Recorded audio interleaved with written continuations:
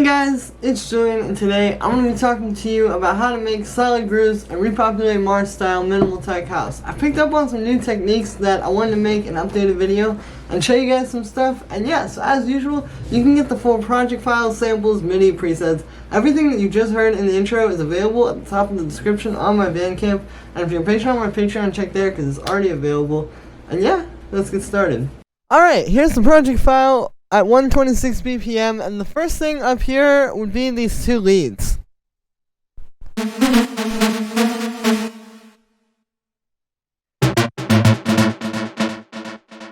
Now, one thing you'll notice right off the bat about these leads is if you look at the bass, you'll notice pretty much everywhere where they play, they're kind of just playing the same notes as the bass line. Like even here, where it's like, you can see the bass hits there, and it's kind of like in between the notes that the lead is hitting on, you can still see like it's the same notes. And like that right there, for example, that C, that's the same note that the bass line is playing, but you can see it's just kind of playing with different octaves with it. So yeah, that's the first thing. It's like having these leads, it works really well. It's a good way to kind of like, add something that isn't just the quote unquote rhythm section. Cause like, if you just have like the bass line and the percussion,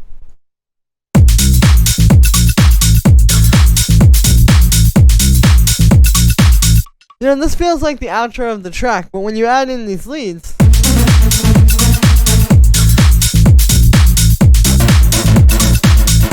it's a nice way to add some energy into the track while still making something that's going to fit into what's already going on in the track.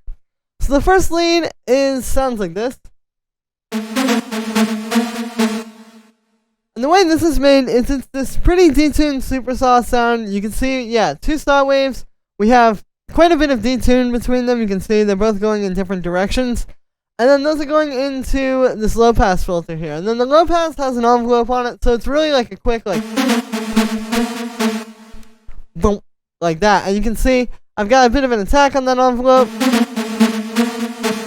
And a super short sustain and decay. So it's just like a really fast thing. You can see the amp envelope is very similar to that. And then the only other thing inside the synth here is I just have a bunch of unison over here. And yeah, the envelopes are pretty important for the sound. Like if I just make this like a, if you just make it flat like that, it's not really gonna be that rhythmic. But if you do it like this,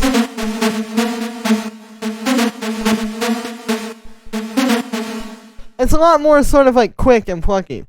Then we have this reverb. This is a pretty important thing. I've noticed that a lot of these leads that I hear on these tracks is like just having that really short reverb, so you kind of get some space while you're hearing the sound. But it's not going to just like ring out forever, it's just kind of like for the time that you're hearing those notes, and then it ends after that. Then we have some drum bus, which is just making it sound super fat, and this also brings out the reverb a bit. This is a good way to kind of put your reverb on a more even level with the actual sound that the reverb is being applied to. And then we have a compressor, just to sidechain this one to the kick, and then I have a high pass filter. And then for the second lead, so it's actually made in a pretty similar way. It's kind of a similar technique, but just with a little bit of a different sound here. So you can see we've got a square wave, two square waves here actually, detuned. And you can see, it's quite a bit of detune. This is definitely more than I would usually turn it up, but it works really well here. And then I have some noise on this one as well, which you can hear that like little bit of like a over top of it. And then we have the amp envelope set like this, and we also have a filter envelope on this one, which you can see. So same deals with that first lead, it's just a really fast, tight envelopes with a little bit of attack on the filter. So it's not just like a but it's more of like a like kind of working its way into the sound. And then we just have a bit of unison. And then from there, I have some echo. So this one's a little bit different. I wanted to have a bit of like contrast between them. Like you have the reverb one,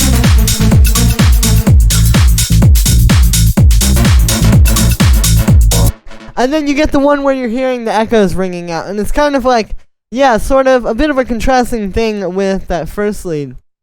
And you can see that's just on the ping pong setting. But I turned the stereo width down a little bit because you still want to make sure that this isn't going to be too weird if you convert it to mono. Like you need it to still work in mono. So you know, we give it a bit of stereo width, but it's still like working in the middle. Then we have some drum bus, which is just fattening the sound up a bit and making that echo come out just like it did with the reverb. And then this is being sidechained to the kick. And then we just have a high pass filter, which you'll notice on both of these, the high pass really isn't like cutting out that much. Like a lot of times I've seen people do like that, which is alright. But the thing is, like, you really want to let the sound breathe. Like if it gets a little bit of low end, it's going to be fine. But what's not going to be fine is if you cut out some of the frequencies that you really need. Like, as much as you don't really, like, you might not notice them if your ear isn't as trained. This range that I'm circling with the mouse right now is a lot, like, it's equally as important as this range is. So you really got to make sure that, like, you're not cutting out too much of that line. Because it can be tempting, but it's not really going to make your mix cleaner if it's ruining the sounds that you're doing too much cutting on. And yeah, then we have, that is the lead. So then we have the bass line, which sounds like this.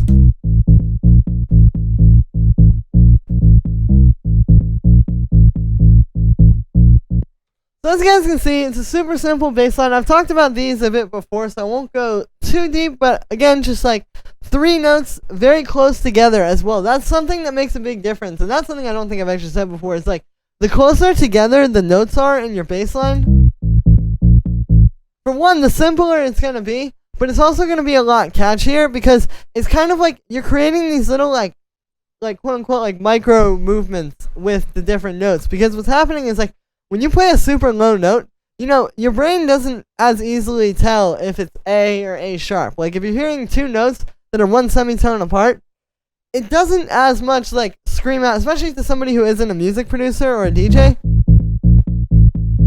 You know, it doesn't always sound necessarily, like, as noticeable as if we take, like, the lead and we go, like, super high and play, like that you can really tell. But once you get super low with this bass line, it's really just, like, the different notes are creating the different rhythms. And that's how you want to think about it. Is like, if you want to shake up the rhythm, that's where you switch the note from the root note to maybe, like, 1 semitone up, or 3 semitones up like that, maybe 5 semitones up. So it's really not actually that complicated to write these kinds of bass lines. You just need to make sure that it's pretty busy. You know, there's always something happening. The groove is there, and it's simple. Now, for the sound, I actually have a new way of doing this here. So what we're doing is, we have 2 layers. We have what would be a main bass. We're actually kind of using it as a sub. And then we have this layer on top, which is just like a kind of standard FM bass. So the point here is that, you know, when you listen to these tracks, and especially like if you're referencing them against your tracks, you'll notice they have very sine wavy quote unquote basses, right? Like it's a lot of like deep low frequencies, you know, not a lot of mid-range or high end to them.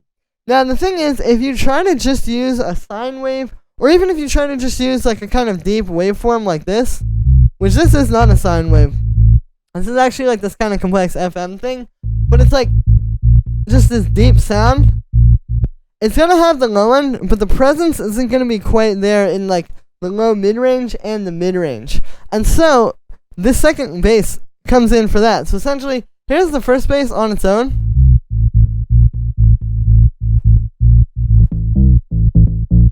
And then with that second one. So you can hear it just really fills out the mid-range and the low mids. And this makes a huge difference because your track is just going to be a lot more powerful if it has that. And I'll show you, like, here's the overall track without the second layer. And then with it.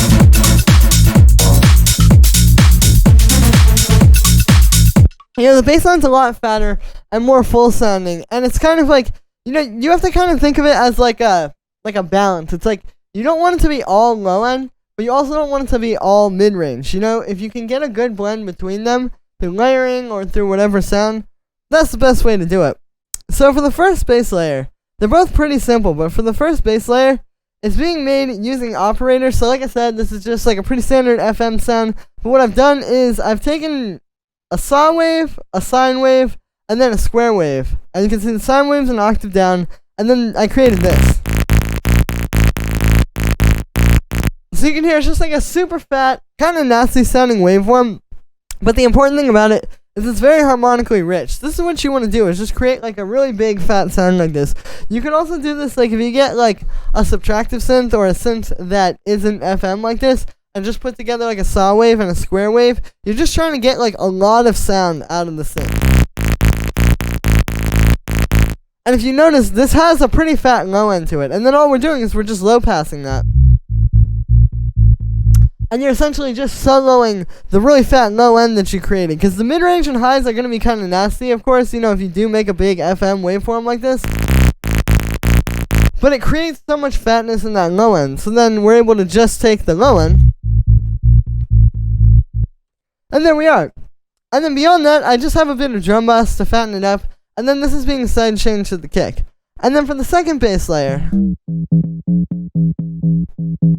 So this one is kind of closer to what you would think as like a more standard sort of like donk bass sound.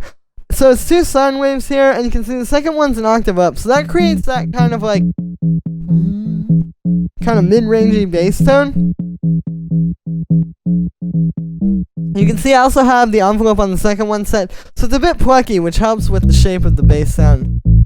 You know, it makes it more punchy. And then we also have this filter on here. So it's just a low pass, and you can see I have the sun shaper on that as well, just making it a bit fatter. And that kind of makes it a bit more like mid-rangey too.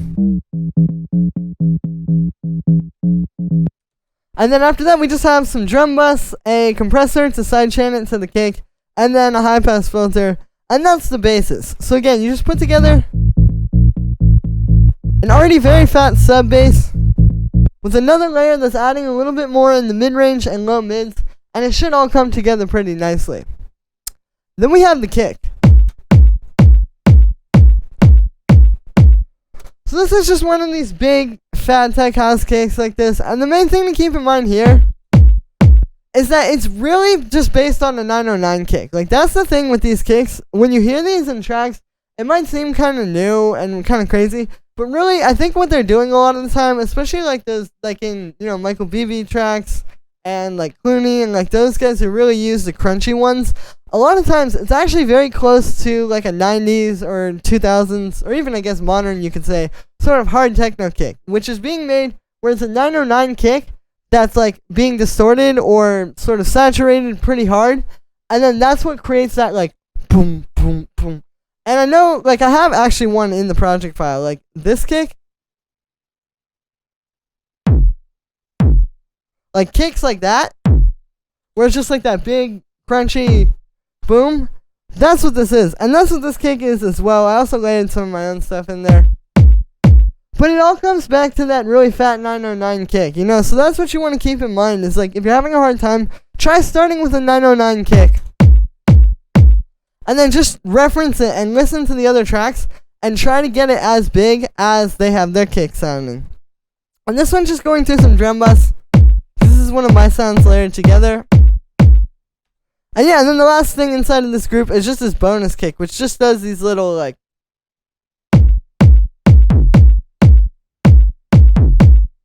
this is a new technique. Usually, like, a lot of times I've done this with the main kick in a track, but it actually sounds pretty cool if you get a bonus kick to do it. And I've heard this in a lot of tracks where it's like two separate kicks. You know, it's just a nice way to add some little variation in the low end that people don't usually hear in these kind of tracks.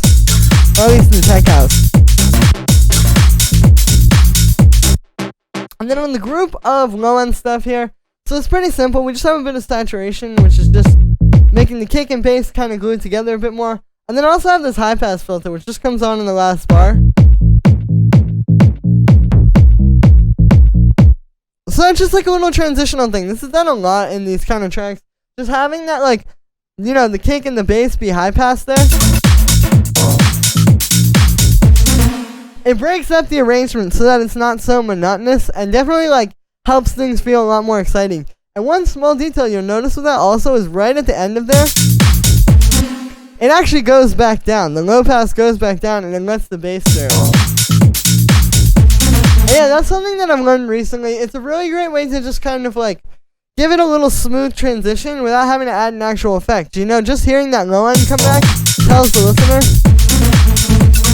that a new part's about to come. It doesn't necessarily always have to be like a big reverse crash or something like that. Like something as simple as an automation, literally over just a quarter note of time, can do a lot for the track. And that's the idea with the style, with things being more minimal, is to sort of say more with less.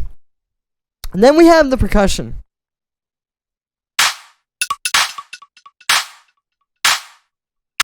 So we start off with the clap and snare. So we have this clap, and then we're layering it with this, which is just like this little like sound. But then if you put them together, so here's just the clap in the mix, and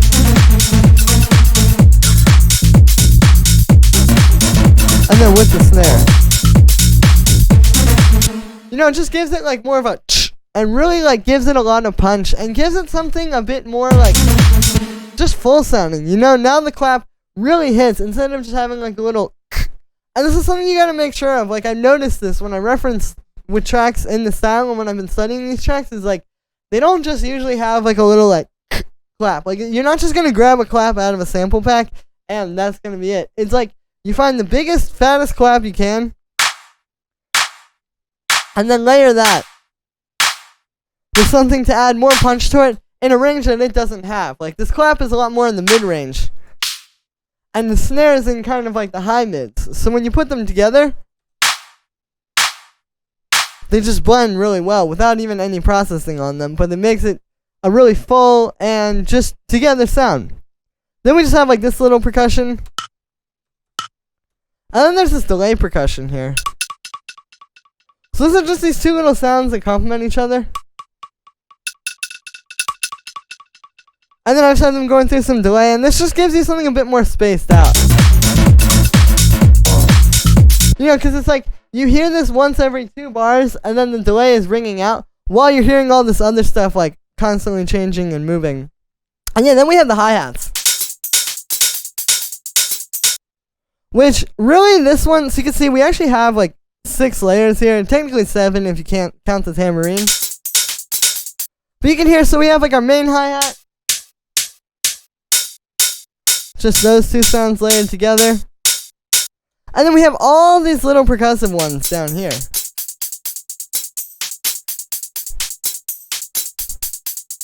So yeah, you definitely want to make sure you have at least like 2 to 3 to 4 layers of these kind of like background hi-hats. I have 5 actually. So yeah, you can even do 5 or 6. But you just want to make sure you fill it out. Because like if you just have one of these, or like, let's say we just have 2 of them. You know, it doesn't have as much energy as when you have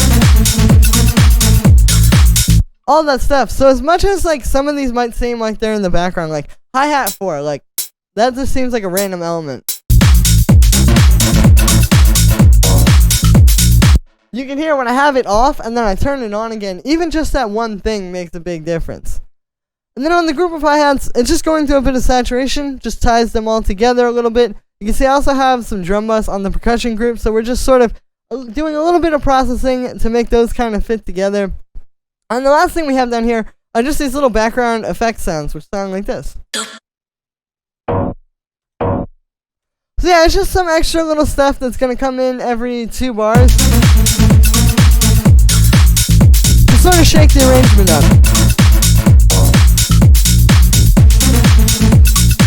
So you can hear it, so that it's not just like the main elements. Like now we have some stuff that happens a lot, some stuff that happens literally every second, and then some stuff like this that just kind of comes in and out every now and then when it wants to. And yeah.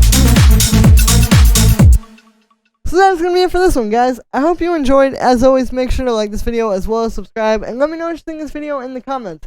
Like I said in the beginning, you can get the full project files, samples, MIDI, presets, everything like that from this video. Is available at the top of the description, and if you're a Patreon or Patreon, check there because it's already available. Thank you so much for the support, guys. This really helps me out, and I will see you tomorrow with another video.